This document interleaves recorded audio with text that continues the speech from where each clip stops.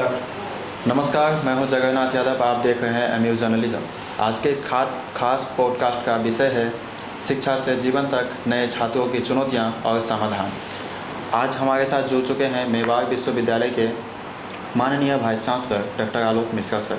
Sir, आपका बहुत बहुत धन्यवाद, आप हमारे चैनल से जुड़े। सर, आज का हमारा पहला सवाल यही होगा कि आपके बचपन का माहौल कैसा था और क्या कोई ऐसा पल था जिसने आपको शिक्षा की तरफ आने में, आगे बढ़ने में प्रेरित किया? मुझे ऐसा लगता है कि जिन विद्यालयों में मैं भेजा गया पढ़ने के लिए वो बहुत अच्छे थे और काफ़ी उसमें विविधता थी। मुझे अवसर मिला एक मकतब, एक मदरसे में भी पढ़ने का। सिराजुद्दीन साहब मेरे हेडमास्टर हुआ करते थे। वहाँ से जो बात मुझे मिली वो एक करेक्ट और क्लियर प्रोनंसिएशन की, जो जीवन पर्यंत मेरा साथ देती रही। दूसरी तरह का विद्यालय सरस्वती शिशु मंदिर था। उसके बाद मौका मिला कुछ अंग्रेज़ी विद्यालयों में भी पढ़ने का, इंग्लिश मीडियम स्कूल्स में। गाँवों में प्राइमरी पाठशाला में भी मैं पढ़ा, ग्रामीण अंचल में। उत्तर प्रदेश के इंटरमीडिएट कॉलेजेस में भी पढ़ा। तो विभिन्न स्कूलों का, विभिन्न प्रकार की शिक्षा पद्धतियों का और बहुत से टीचर्स की कृपा मेरे ऊपर रही। लेकिन जो ख़ास बात थी जिसकी वजह से मैं बहुत धन्यवाद करता हूँ परमपिता परमेश्वर का, कि मेरे अंदर पढ़ने की एक बहुत बड़ी अभिरुचि बचपन से ही थी। और मेरे फादर और ये कहा करते थे कि इस बच्चे में अपने आप ही पढ़ने की अभिरुचि है जी। तो वो एक चीज़ थी। दूसरा, मुझे ऐसा लगता है कि शिक्षकों ने, मैं ओबीडिएंट बहुत था तो उन्होंने मुझे अवसर बहुत प्रदान किए और गाइडेंस दी। और विभिन्न विषयों के, विभिन्न विधाओं के शिक्षकों के मैं टच में रहा, जिससे मुझे बहुत लाभ हुआ। सर, जैसा आपने शिक्षकों का जिक्र किया, तो क्या कोई शिक्षक या कोई रोल मॉडल आपका रहा है जिससे आप सबसे ज़्यादा प्रेरित हुए? बड़ा इम्पोर्टेंट सवाल है आपका। बहुत से शिक्षक मेरी प्रेरणा का स्रोत रहे और ये प्रक्रिया मुझे लगता है कि क्लास 1 से ही मुझे अपने शिक्षकों का पूरा ध्यान है, जिन्होंने मुझे पढ़ाया। मेरे पास क्लास 2 से क्लास 2, क्लास 3, क्लास 4, क्लास 5 इन सब के रिपोर्ट कार्ड्स आज तक लेमिनेट करे हुए मेरे पास रखे हैं, जो मैंने बाद में ऑफ कोर्स लेमिनेट कराए हैं। तो बहुत से शिक्षक थे, लेकिन एक बात ये ज़रूर थी कि जब मैं थोड़ा बड़ा हुआ, करीब 21 वर्ष की आयु थी, तो मल्टी डिसिप्लिनरी एजुकेशन और विविधतापूर्ण शिक्षा की ओर जब मैं बढ़ रहा था, तो उसमें एक चीज़ मैंने पढ़ी कि अपदीपो भव, स्वयं के दीपक खुद बनो। तो ये एक ऐसा वाक्य था जो गौतम बुद्ध ने अपने प्रिय शिष्य आनंद को बोला था, लगभग अपने जीवन के अंतिम पड़ाव में, जब आनंद ने ये प्रश्न किया था कि आपके बाद बौद्ध धर्म किस तरह से संचालित होगा, कौन आपको सक्सीड करेगा, क्या आगे व्यवस्थाएं रहेंगी, बौद्ध संघ कैसे चलेगा। तो गौतम ने कहा, आप दीपो भव, अपने प्रकाश पुंज, अपने प्रकाश, अपने दीपक खुद बनो। इसलिए मैंने जीवन में कभी कोई गुरु नहीं बनाया है सच, चाहे वो शैक्षणिक जगत से रहे हों, चाहे वो आध्यात्मिक जगत से रहे हों, और ना ही कोई रोल मॉडल बनाया। लेकिन जो भी महान पुरुष जिनसे मेरी मुलाकात हुई, चाहे वो शिक्षा के क्षेत्र में रहे हों, चाहे जीवन के किसी भी क्षेत्र में, उनमें क्या विशेषता थी वो मैंने ज़रूर अपनी डायरी में नोट की और उन गुणों को, 1-2 गुण को उस व्यक्ति विशेष के अपने अंदर समाहित करने का प्रयास किया। सर, अगला सवाल ये रहेगा कि जिस तरह से अभी कुछ बच्चों में एक परेशानियां होती है, नए छात्रों में, कि जब वो जुड़ते हैं किसी विश्वविद्यालय से, तो वे अपने सफ़र में जो भी कुछ ऐसी समस्याएं आती है तो वो चाहते हैं कि हम छोड़ दें, अब नहीं हो पाएगा हमसे। तो क्या कभी आपके जीवन में ऐसा आया कि आपको लगा सब कुछ छोड़ देना चाहिए, तो आप उस चीज़ से कैसे उभरे? छोड़ने की तो कभी मन में ऐसी बात नहीं आई, लेकिन हाँ, इसके लिए देश की अज्ञानता, समाज की अज्ञानता, पेरेंटिंग की कमियां और स्कूलों की में कुछ कमियां ज़रूर रहीं स्कूल, कॉलेजेस और यूनिवर्सिटीज़ में। सबसे बड़ी बात ये होती है कि बच्चा जो है, अगर उसकी अभिरुचि के अगेंस्ट उसको शिक्षा दी जाएगी, उसकी अभिरुचि के अगेंस्ट में काम किए जाएंगे, जो उसका नैसर्गिक स्वभाव और व्यक्तित्व नहीं है, तो वो हताशा की बात ज़रूर आएगी, उसमें अगर ज़रा भी असफलता मिलती है। लेकिन अगर व्यक्ति का स्वयं का निर्णय है जी। और एक एज के बाद कोई भी बच्चा 18 वर्ष की उम्र के बाद और विशेष रूप से 21 वर्ष की उम्र के बाद किसी परिवार या अपने माता पिता की संपत्ति नहीं होता है, वो भारत राष्ट्र की संपत्ति होता है, स्वतंत्र भारत का स्वतंत्र नागरिक होता है। तो ये बात समाज को और परिवार को समझनी होगी। और जहाँ तक हो बच्चों को और विद्यार्थियों को, सभी को अपनी अभिरुचि के अनुसार आगे बढ़ने का मौका मिलना चाहिए। अगर ऐसा नहीं होगा और दूसरे लोग फैसले लेंगे उसके जीवन के महत्वपूर्ण पक्षों के बारे में, तो थोड़ी सी भी असफलता उसको मन में भावना आएगी कि इसको छोड़ दिया जाए और वो दोषी ठहराएगा बाकी लोगों को। लेकिन अगर फैसला उसका है, उसकी अभिरुचि के अनुसार कार्य किया गया है, गाइडेंस अगर अच्छी है, सद्व्यवहार है साथ में, क्योंकि अच्छा ज्ञान देना ही काफ़ी नहीं है। काउंसलर का एक गुण ये भी होता है, अभिभावक का या माता पिता का, कि वो जिस रूप से भी काउंसलिंग करें या बच्चे को कोई चीज़ बताएं, वो बताने का तरीका सही हो।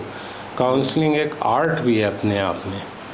तो इस वजह से मेरा विचार इस पर यही है। जी सर, जिस तरह से आप बड़े बड़े विश्वविद्यालय में अपना डिग्री पूर्ण किए हैं, कई आप शिक्षित संस्थानों से जुड़े हुए हैं, तो सर आपको क्या लगता है कि भारत के शिक्षा व्यवस्था में सबसे बड़ी चुनौती क्या है? सबसे बड़ी चुनौती यह है कि समसामयिक होना। शिक्षा समसामयिक जिन विश्वविद्यालयों की है, जहाँ पे लोकतंत्रीकरण हुआ है प्रक्रियाओं का, जहाँ पे board of studies, academic council और इस किस्म की संस्थाएं महत्वपूर्ण भूमिका नहीं निभाती हैं, जहाँ पे कंसर्न फैकल्टी को ही लगातार सिलेबस अपडेट करने की शक्तियाँ दी गई हैं, जहाँ पर बोर्ड ऑफ स्टडीज़ में 20-25 लोग पूरा डिपार्टमेंट बैठ कर के फैसले लेता है, जहाँ पल्सेटिंग और वाइब्रेटिंग बोर्ड ऑफ स्टडीज़ है, वहाँ पर जो सिलेबस है वो वर्तमान समय की अंतर्राष्ट्रीय ज़रूरतों, राष्ट्रीय ज़रूरतों, बाज़ार की ज़रूरतों, उद्योगों की ज़रूरतों, शिक्षा जगत की ज़रूरतों, सभी का समावेश करके चलना पड़ेगा। तो अगर हमारा पाठ्यक्रम अच्छा होगा, हम अपने विद्यार्थियों को उसके हिसाब से गाइड कर सकेंगे, चुनौतियों के लिए तैयार कर सकेंगे। और शिक्षक का काम सिर्फ पढ़ाने का नहीं है। शिक्षक में वो गुण भी हों जो कप्तान पुलिस में होते हैं, शिक्षक में वो गुण जो भी होने चाहिए जो कलेक्टर साहब में होते हैं, शिक्षक में वो गुण भी हों जो टॉप क्लास स्पोर्ट्स पर्सन्स में होते हैं। बहुत तरह की गुणों का समुच्चय होता है शिक्षक।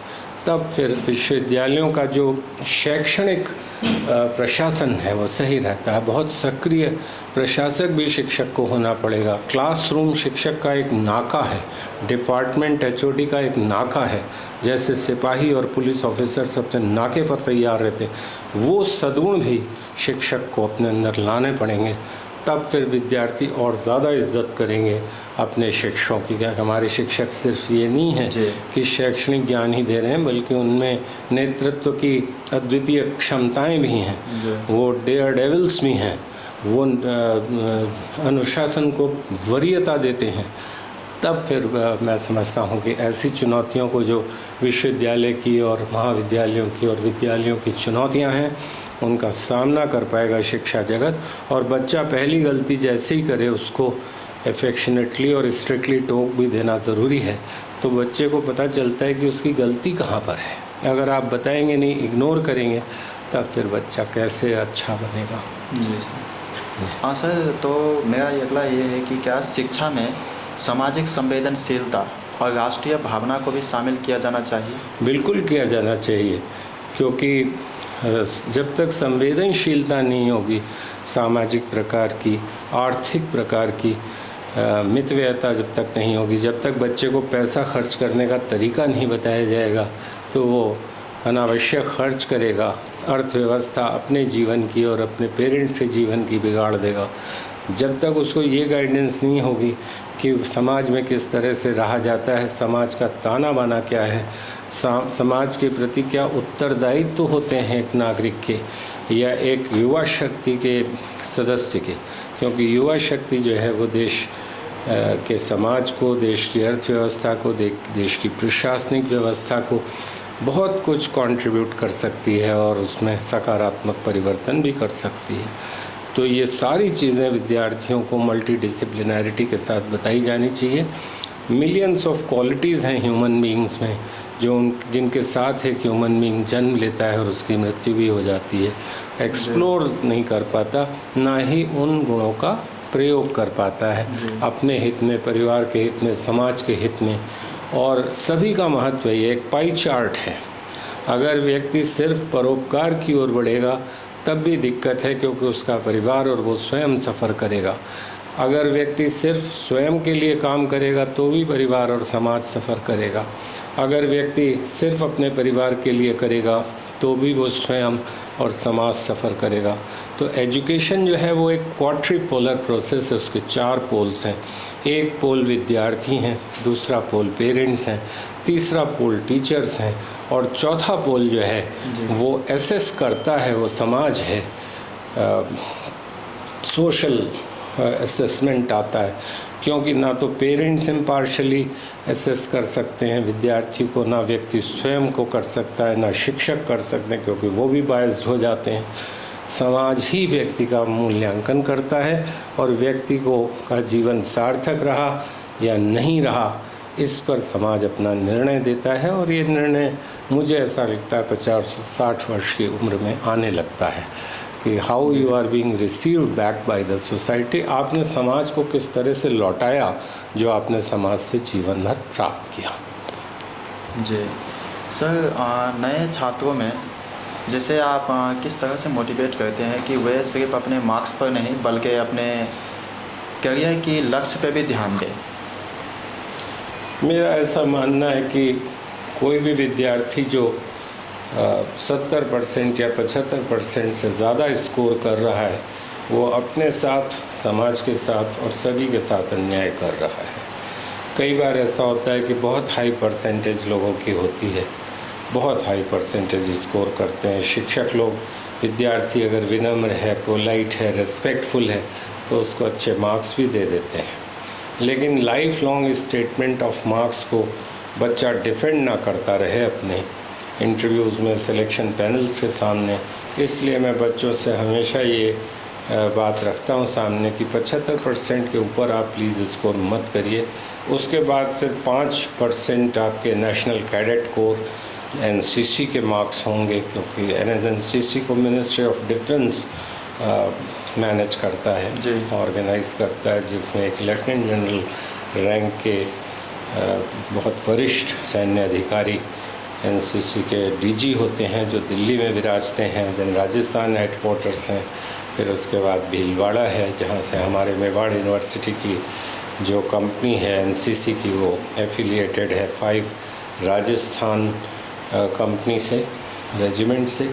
और फिर उसके बाद उदयपुर में हमारे जोनल हेडक्वार्टर्स हैं। तो 5% बच्चा एनसीसी जो ज्वाइन कर लेता है उसकी चाल ढाल, वेशभूषा, विजन, उसका गेटअप पूरा चेंज हो जाता है जीवन पर्यंत। उसके बाद राष्ट्रीय सेवा योजना जैसी विराट योजनाएं भारत सरकार की पिछले 50 वर्षों से कार्यरत हैं। तो 5% नंबर में बच्चों से कहता हूँ आप एनएसएस में पार्टिसिपेट करिए, क्योंकि ये वो सर्टिफिकेट्स हैं जब प्रोफाइल में जुड़ते हैं तो रिफ्लेक्ट करते हैं कि आपने समाज के लिए क्या किया, आपने रिटर्न बैक कैसे किया, युवा शक्ति के एक घटक के रूप में आप कैसे थे, कंपोनेंट के रूप में आप कैसे थे, विद्यार्थी के रूप में कैसे थे। विद्यार्थी का भी एक स्टेटस होता है किसी विश्वविद्यालय में। तो 5% वो हुआ, तो 75 और 10 85। उसके बाद योग है, आपने अपने माइंड, बॉडी और सोल को समझा नहीं समझा, कोरिलेट किया नहीं किया, ये एक इम्पॉर्टेंट बात होती है। 5% नंबर उसके आते हैं। उसके बाद 5% स्पोर्ट्स के मार्क्स मैं मानता हूँ कि आप खेलों में किस तरह से आपने पार्टिसिपेट किया। I was A hockey player, मैं हॉकी खेला करता था और सेंटर हाफ की पोजीशन पर खेलता था। तो सेंटर हाफ का मेन रोल जो होता है गेम को कंट्रोल करने का, स्पीड गेम की कंट्रोल करता है, पासेस का डिस्ट्रीब्यूशन कर रहा होता है, मैच कंट्रोल सेंटर फॉरवर्ड्स नहीं कर रहे होते हैं। फॉरवर्ड्स को तो पासेस दिए जा रहे होते हैं, थ्रू पासेस या स्कूप पासेस दिए जा रहे होते हैं, लेकिन सेंटर हाफ जो है वो गेम के पेस को कंट्रोल करता है। तो सेंटर हाफ की पोजीशन बहुत इम्पॉर्टेंट है। ये एक ऑफेंसिव पोजीशन भी है और डिफेंसिव पोजीशन भी है। तो इस तरह से ये एक इम्पॉर्टेंट बात होती है जो प्लेयर सेंटर हाफ की पोजीशन पर खेलते हैं। तो खेलों में किस तरह से आपने पार्टिसिपेट किया। हॉकी चुनने के पीछे मेरा मंतव्य ये था कि भारत का राष्ट्रीय खेल है और मैं उस ज़माने में हॉकी के टच में था जब भारत विश्व कप जीता था कोलालमपुर में, और वो मैच की लाइव कमेंट्री मैंने रेडियो पर सुनी थी। 15 मार्च 1975 को मर्डेका स्टेडियम कोलालमपुर में एक ही बार भारत वो वर्ल्ड कप जीत पाया है। उसके बाद पिछले 50 वर्षों में जीत नहीं पाया है वर्ल्ड कप हॉकी। तो ये रेयर इवेंट्स हैं। तो हम लोगों के मेरे आइकॉन उस समय होते थे असलम शेर खान, जिनसे जब मैं भोपाल गया तो खान साहब से मैं मिल के आया, और वो एकमात्र ऐसे सांसद हैं बैतूल से जो भारतीय जनता पार्टी के टिकट पर भी और कांग्रेस के टिकट पर भी सांसद रहे। टू हेल विद हॉकी उनकी आत्मकथा है जी। और बहुत अच्छे प्लेयर हैं। फुल बैक खेला करते थे असलम शेर खान साहब। तो ये एक हमारा सपना है कि मेवाड़ विश्वविद्यालय के विद्यार्थी एटलीस्ट एक बॉय या एक गर्ल हमारी नेशनल टीम तक पहुँचे, और अगर वो सेलेक्ट होते हैं हॉकी टीम में आने वाले वक्त में तो ये एक बड़ी उपलब्धि होगी as vice chancellor of this university मेरी ख़ास तौर से, क्योंकि लगातार मैं कोशिश कर रहा हूँ। अभी हमारी टीम गई थी स्वर्णिम गुजरात यूनिवर्सिटी से, उन्होंने वो मैच जीता था और 2-0 से, और इंटर यूनिवर्सिटी गेम्स में तो बच्चे बहुत अच्छा कर रहे हैं और मैं समझता हूँ कि राष्ट्रीय खेल आगे बढ़ना चाहिए। ये भी एक बहुत खुशी की बात है कि हॉकी में इस समय हम लोग एशिया कप के विनर्स हैं, ओलंपिक में ब्रॉन्ज मेडलिस्ट हैं, और क्रिकेट में भी अभी एशिया कप भारत ने जीता है। जी सर, तो ऐसा भी देखा जाता है कि हम जब कई सारे कोर्स या कई डिग्रीज़ को पाने के चक्कर में अगर हम बहुत सारे कोर्स जब चूज़ करते हैं तो होता क्या है कि बच्चों में डिप्रेशन, एंजाइटी, टेंशन, उसके बाद आइडेंटिटी क्राइसिस जैसे समस्या आने लगते हैं। वो झेल नहीं पाते हैं क्योंकि आजकल के पीढ़ी में इतनी मानसिक क्षमता नहीं बची है। तो सर, इनसे संभलने के लिए या फिर इनसे जूझने के लिए उन्हें क्या सलाह देना चाहेंगे आप? मैं पेरेंट्स को सलाह देना चाहूँगा कि वो बच्चों को पर किसी तरह का कोई प्रेशर ना क्रिएट करें कैरियर से रिलेटेड। बच्चे को वो करने का मौका मिले जो वो करना चाहता है, जो पढ़ाई करना चाहता है, और खेलों से, योग से, साहित्य से, संगीत से, फैकल्टी ऑफ फाइन आर्ट्स भी है हमारे यहाँ, या एनसीसी से, एनएसएस से कोई भी मानसिक डिप्रेशन की संभावना नहीं है। तो इसीलिए मैंने कहा कि बच्चा अगर 75% से ज़्यादा बड़ा टारगेट लेके चलेगा तो जीवन के बाकी पक्ष में पिछड़ेगा और साथ ही साथ उसके ऊपर एकेडमिक दबाव बढ़ता जाएगा और लगातार हर इंटरव्यू में उसके स्टेटमेंट ऑफ मार्क्स को डाउट की नज़र से देखा जाएगा कि इतने मार्क्स कैसे आए। और अब तो कई बार बड़ा सरप्राइजिंग होता है कि लॉ जैसे विषय में या साहित्य जैसे विषय में 95-96% नंबर अवॉर्ड किए जा रहे हैं, जो बाय नो मीन्स उतने नंबर नहीं आ सकते क्योंकि फ़िज़िक्स, केमिस्ट्री और मैथमेटिक्स अलग तरह के सब्जेक्ट्स हैं जहाँ पे जो स्कोरिंग सब्जेक्ट्स हैं इंजीनियरिंग वगैरह के। तो बच्चे को मानसिक आराम की ज़रूरत है और कंप्यूटर टेक्नोलॉजी, कंप्यूटर सेवी होने की ज़रूरत है। इसीलिए कंप्यूटर का सहारा ले रहा है मनुष्य, लैपटॉप्स का सहारा ले रहा है, मोबाइल्स की ज़रूरत है उसको, क्योंकि जब आप when you are travelling with a mobile you are not travelling with a single brain of your self, बल्कि आप मिलियंस ऑफ ब्रेन्स के साथ चल रहे हैं उस समय, जो कंप्यूटर इंजीनियर्स के ब्रेन हैं, कंप्यूटर ऑपरेटर्स के ब्रेन हैं और तमाम चिप्स उसमें लगे हुए होते हैं। तो इस तरह से टेक्नोलॉजी में भी हम बच्चों का बहुत दक्ष होना ज़रूरी है और उसमें वो खुश भी हैं। और ऐसा नहीं है कि आज की पीढ़ी में क्षमता नहीं है, आज की पीढ़ी हमारे समय की पीढ़ी से भी श्रेष्ठ है क्योंकि उसको एक्सपोजर कहीं बेहतर है और बहुत सक्षम पीढ़ी है। अदरवाइज़ भारत पिछड़ रहा होता विकास की दौड़ में, वो आगे बढ़ रहा है। तो आने वाली हर पीढ़ी बेहतर आएगी, विकास की प्रक्रियाएं फॉरवर्ड चलती, कभी बैकवर्ड नहीं जाती हैं। तो भारत प्रगति कर रहा है और ये देश युवा पीढ़ी जो है बहुत कैपेबल है। बच्चों से डायरेक्ट इंटरेक्शन मेरा हर बच्चे से यूनिवर्सिटी के होता है और पेरेंट्स से भी मैं मिलता हूँ। तो मेरी ये कंसिडर्ड ओपिनियन है कि आज के विद्यार्थी हम लोगों के समय के विद्यार्थी से या और भी पहले के विद्यार्थियों से कहीं बेहतर है। जी सर, इसमें एक और समस्या ये आता है कि जब हम कई सारे अगर ये करते हैं तो इसमें टाइम मैनेजमेंट और सेल्फ डिसिप्लिन की कमी होती है, तो इसको हम कैसे मैनेज करेंगे सर? लगातार ख़ुद को स्लॉक करना पड़ता है, लगातार खुद को की मॉनिटरिंग करनी पड़ती है, अपने ब्रेन को कंट्रोल रखना पड़ता है, अपने टारगेट पे फोकस्ड रहना पड़ता है और अपनी हेल्थ पर, अपनी हर तरह की जीवन के जितने भी एस्पेक्ट्स हैं, जितने भी जीवन के एस्पेक्ट्स से मेरा तात्पर्य मानव जीवन के जितने एस्पेक्ट्स हैं जी, उसका एंथ्रोपोलॉजिकल एस्पेक्ट, उसका जियोग्राफिकल एस्पेक्ट कहाँ पे वो रह रहा है, उसका हिस्टोरिकल एस्पेक्ट, उसका कल्चरल एस्पेक्ट, उसका इकोनॉमिक एस्पेक्ट, उसका सोशल एस्पेक्ट, उसका एजुकेशनल एस्पेक्ट, उसका लीगल एस्पेक्ट, उसका एडमिनिस्ट्रेटिव एस्पेक्ट, सारे एस्पेक्ट्स पर गौर करते हुए और futuristic aspect also, technological aspect, सबको में एक समन्वय लाते हुए, समझते हुए लगातार वर्क उस पर करना होता है। उसमें से एक पाई चार्ट बनता है, सेगमेंट्स बनते हैं। उन सेगमेंट्स में स्पोर्ट्स का सेगमेंट है, योग का सेगमेंट है, म्यूज़िक का सेगमेंट है।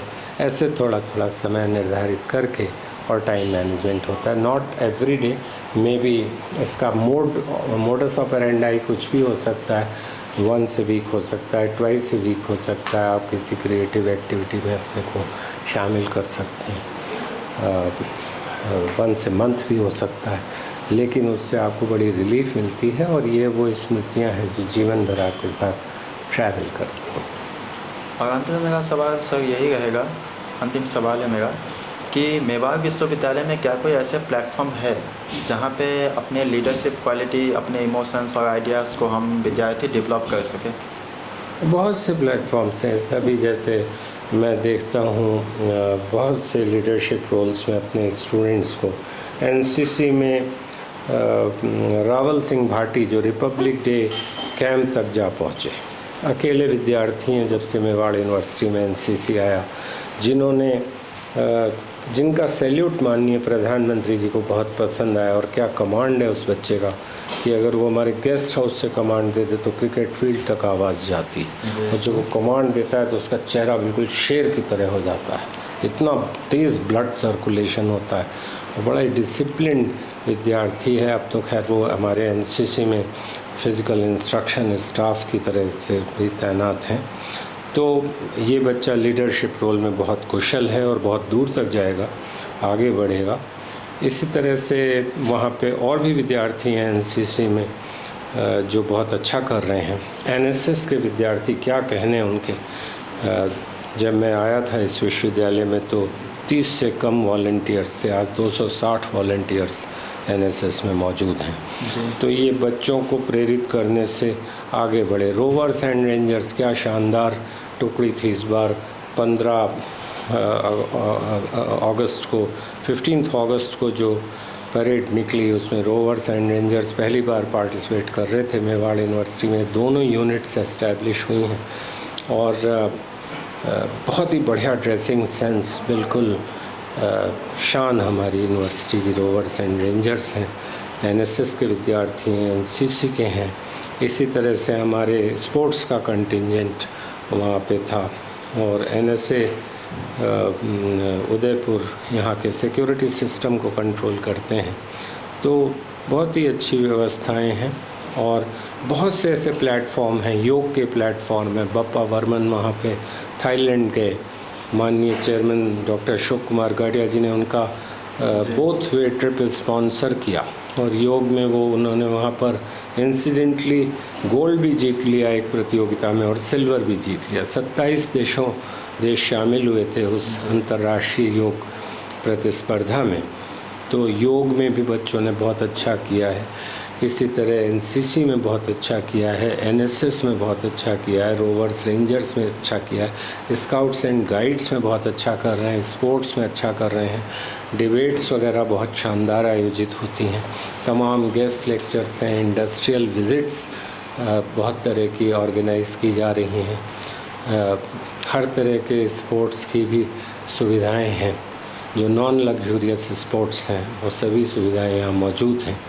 और स्विमिंग पूल हमारा अप्रूव हुआ है माननीय चेयरमैन साहब की तरफ से, वो भी बन जाएगा तो उसके बाद हमारे एनसीसी में नेवल कंटिजेंट भी आ जाएगी। अभी एयरफोर्स की 50 सीट्स आने वाली हैं। तो एक बड़े विज़न को लेकर के जो विज़न है ऑनरेबल चेयरमैन का और वाइस चांसलर का कंजंक्शन विज़न है वो, क्योंकि बहुत समय से मैं उनके साथ काम करता आया हूँ, तो वो बहुत अच्छे ढंग से हम लोग वर्क कर रहे हैं, बहुत एमिकेबली। बच्चे यहाँ के हमारी यूनिवर्सिटी के बहुत अच्छे हैं, lot of diversity is there, 29 states के बच्चे यहाँ पढ़ रहे हैं और लगभग 20 स्टेट्स के प्राध्यापक भी आए हुए हैं, बहुत से इंटरनेशनल बच्चे यहाँ पढ़ रहे हैं और इंटरनेशनल टीचर्स भी हैं। इब्राहिम एडो साहब जैसे श्रेष्ठ अध्यापक नाइजीरिया से यहाँ पढ़ा रहे हैं, उन्होंने पढ़ाया, 2 साल का असाइनमेंट था उनका, बहुत ही शानदार ढंग से। और फुटबॉल कितनी शानदार खेलते थे वो बच्चों के साथ शाम के समय। और छोटे बच्चे भी बहुत से कैंपस में रहते हैं यहाँ पे, करीब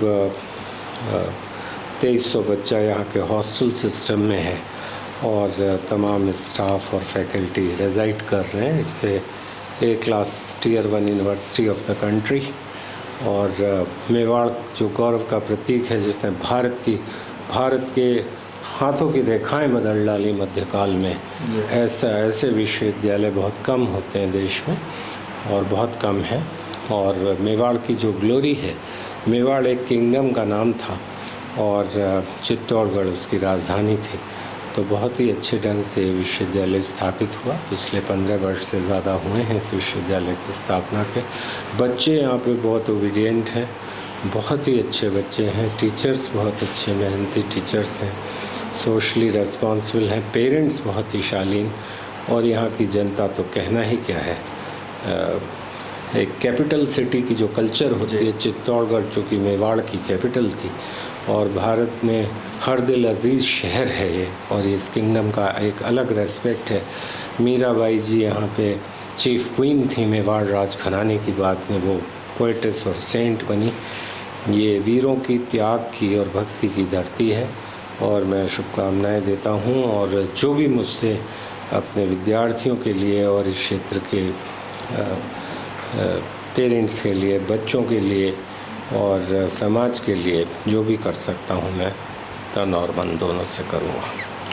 यानी अगर मैं कहूँ कि मेवाड़ विश्वविद्यालय सिर्फ डिग्री प्रदान करने वाली संस्था नहीं है, बल्कि ये विद्यार्थियों का सर्वांगीण विकास करने वाली संस्था है, तो गलत नहीं होगा सर? बिल्कुल सही कह रहे हैं आप, क्योंकि डिग्री प्रदान करने का युग तो जा चुका।